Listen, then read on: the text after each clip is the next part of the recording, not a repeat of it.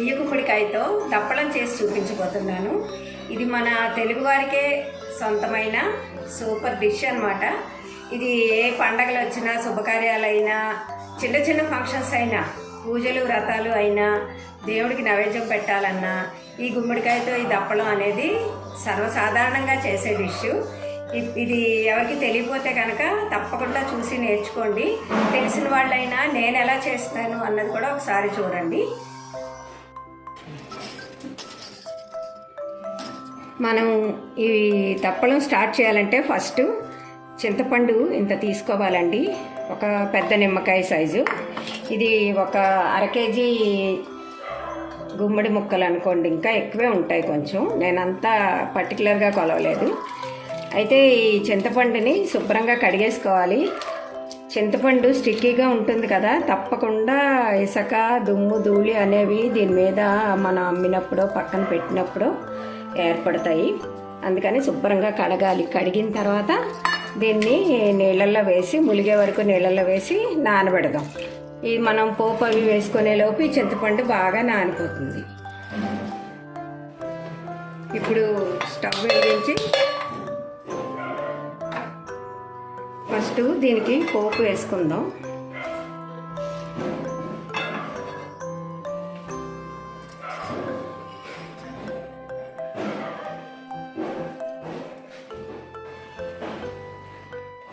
ఇప్పుడు ఒక 3 స్పూన్లు ఆయిల్ వేద్దాం.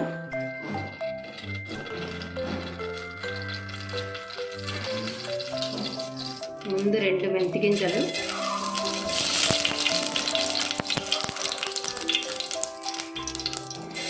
ఒక స్పూను ఆవాలు,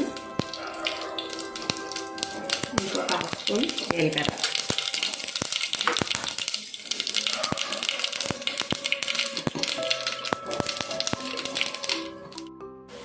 ఇప్పుడు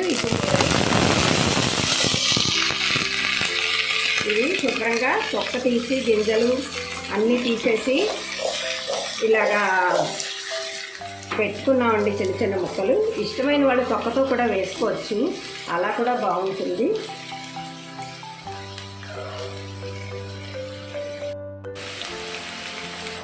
ఇప్పుడు దీనికి తగినంత ఉప్పు, అంటే 2 స్పూన్లు ఉప్పు పడుతుంది.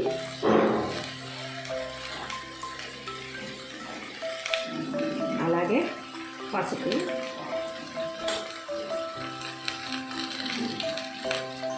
ఓ 2 పచ్చిమిరపకాయలు చీలికలు,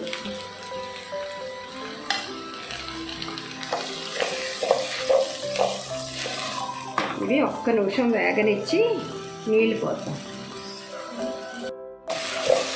ఇప్పుడు పోపు ముందు వేసి కొంచెం ముక్కలు 1 నిమిషం మగ్గిన తర్వాత నీళ్ళు పోయడం ఒక పద్ధతి. అయితే మనకి దప్పలం అంతా తయారు చేశాక పైన పోపు వేస్తూ ఉంటారు కొంతమంది.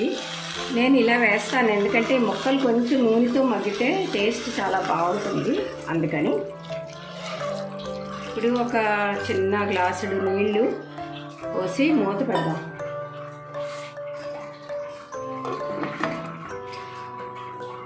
ఇవి హై ఫ్లేమ్లోనే పెట్టి బాగా ఉడికించాలి. ఈ లోపున ఈ చింతపండు గుజ్జు తీసేసుకుందాం.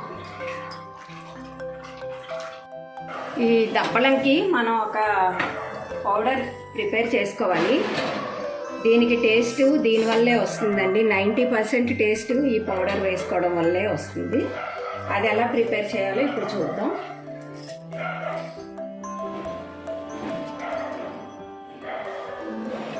ఇప్పుడు ఇందులో మనం ఒక 2 స్పూన్లు శనగపప్పు వేస్తున్నాం.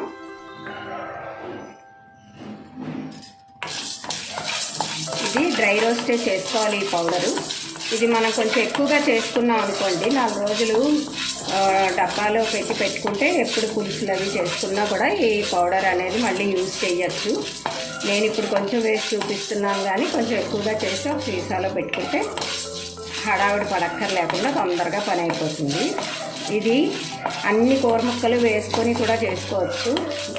ఆనపకాయతో, అరటికాయతో, అలాంటి కూరలతోని ఈ దప్పలం చేసుకుంటే చాలా బాగుంటుంది. దీనికి ముద్దపప్పు కాంబినేషను. నేను ఇంతకుముందు ఒక వీడియోలో ఆనపకాయ పులుసుతో ముద్దపప్పు చేసి చూపించాను, అందుకని ఇప్పుడు అది ఎలా చేయాలి చూపించట్లేదు. ఈ డిస్క్రిప్షన్లో లింక్ ఇస్తాము, ఒకసారి కావాలంటే ఆ వీడియో చూసేసేయండి. అంటే ఎవరికైనా తెలియని వాళ్ళు ఉంటే ముద్దపప్పు అందరికీ చేసుకోవడం వచ్చు కదా. ఇప్పుడు ఇందులో ఒక 2 స్పూన్లు ధనియాలు,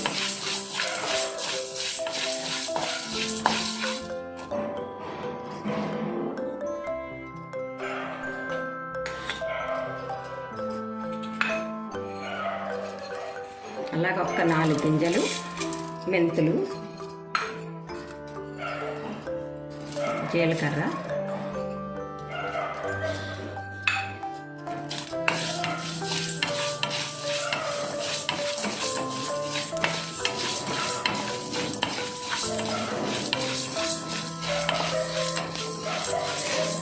ఇప్పుడు ఇవి కూడా వేసి సగన ఒక్క 2 నిమిషాలు బాగా ఫ్రై చేద్దాము.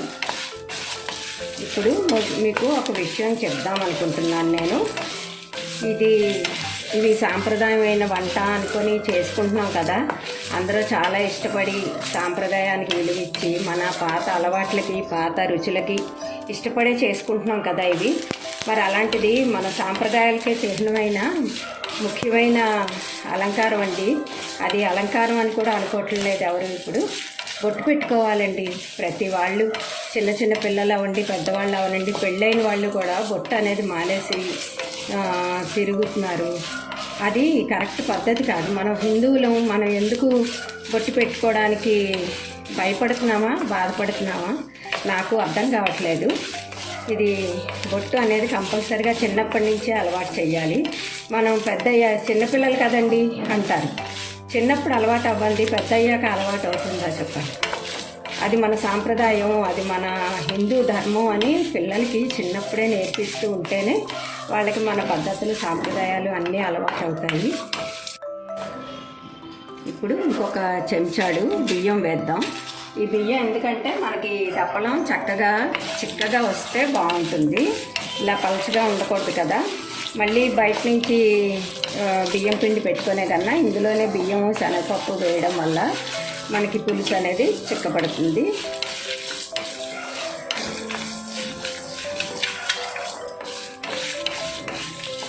చాలండి, ఆ వేడి కదా అలా వేగిపోతుంది. ఇంకా ఇలా ఎర్రగా వేయించుకున్నాం కదా, పక్కన పెట్టేసి చల్లారే వరకు కాసేపు ఉంది. ఇప్పుడు ఇవన్నీ మిక్సీ జార్లోకి తీసుకొని మెత్తగా పౌడర్ చేసి పెట్టుకుందాం. అంతా వెయ్యాలని లేదండి, మనకి ఎంత అవసరమైందో అంత వాడుకొని మిగతాది పెట్టుకోవచ్చు పక్కన. ఇప్పుడు ఇది ఎంతవరకు వచ్చిందో చూద్దాం. బాగా ఉడికి పట్టింది కదా, ఒకసారి బాగా కలుపుదాం.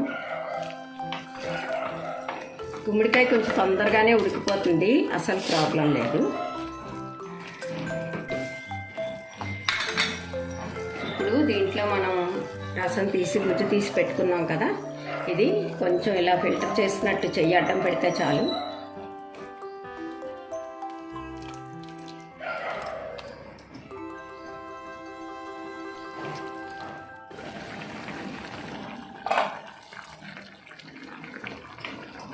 ఇప్పుడు ఇది ఉడికిపోయింది. ఒక 5 నుండి 6 నిమిషాలు పడుతుంది ఇది ఉడికిపోవడానికి. కొంచెం ఇలా చూసుకుందాం, ముక్క అయిపోతే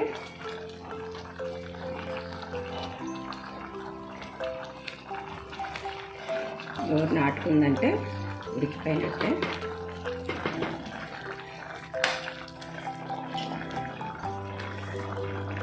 ఇప్పుడు దీంట్లో కరివేపాకు వేసేద్దాం. కొంచెం ఇలా ఆకులు తుంపుకొని వేస్తే వాసన బాగా వస్తుంది కదా. ఇంకా ఇప్పుడు ఇంగువ కూడా వేద్దాం, ఒక 2 చిన్న చిన్న ముక్కలు. ఈ ఇంగువ పోపులో కూడా వేసుకోవచ్చు. నాకు పచ్చి ఇంగువ ఇలాగా కరిగితే టేస్ట్ స్మెల్ కూడా చాలా బాగుంటుంది, అందుకనే నేను ఇలా వేస్తున్నాను. పొడి ఇంగువ ఉన్నవాళ్ళు పోపులోనే వేసేసేయండి. ఇంకా నెక్స్ట్ మనం వేయాల్సింది బెల్లం. ఇది కొంచెం ఇష్టమైన వాళ్ళు ఎక్కువే వేసుకోండి, ఇంతైతే సరిపోతుంది. మరీ తీయగా ఉండదు, మరీ పుల్లగా కూడా ఉండదు అన్నమాట పులుసు.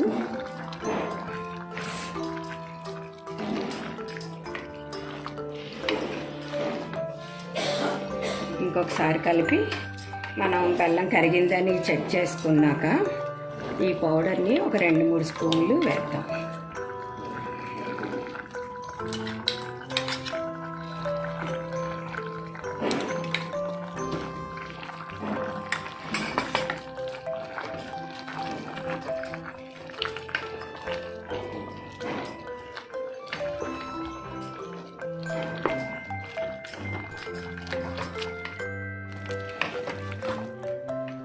ఇది ఇలాగా సిమ్లో ఇప్పుడు మరిగించుకుంటుంటే ఇదిగో ఇలా చిక్కపడిపోతుంది. బాగా చిక్కపడ్డాక ఇది చల్లారితే ఇంకా చిక్కపడిపోతుంది. అందుకని కొంచెం ఈ స్టేజ్లో ఉండగానే మనం కొంచెం కొత్తిమీర వేసేసుకొని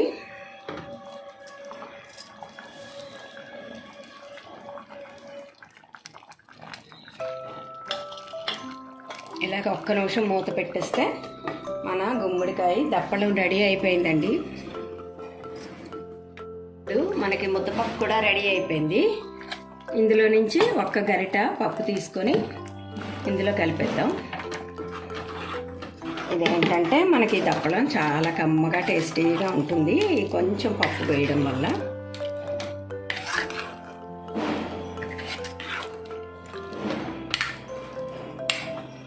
అయిపోయింది కదా.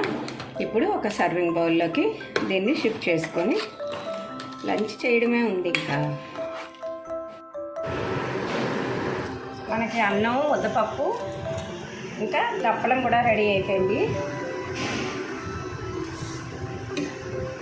ఇలాగ వడ్డించుకొని దాని మీద చక్కగా పేరిన నెయ్యి వేసుకోవాలండి. ఉట్టి పప్పుకి ముద్దపప్పుకి కరిగిన నెయ్యి కాదు, పేరిన నెయ్యే టేస్ట్. అలా వేసుకొని ఇంకా తినడమే.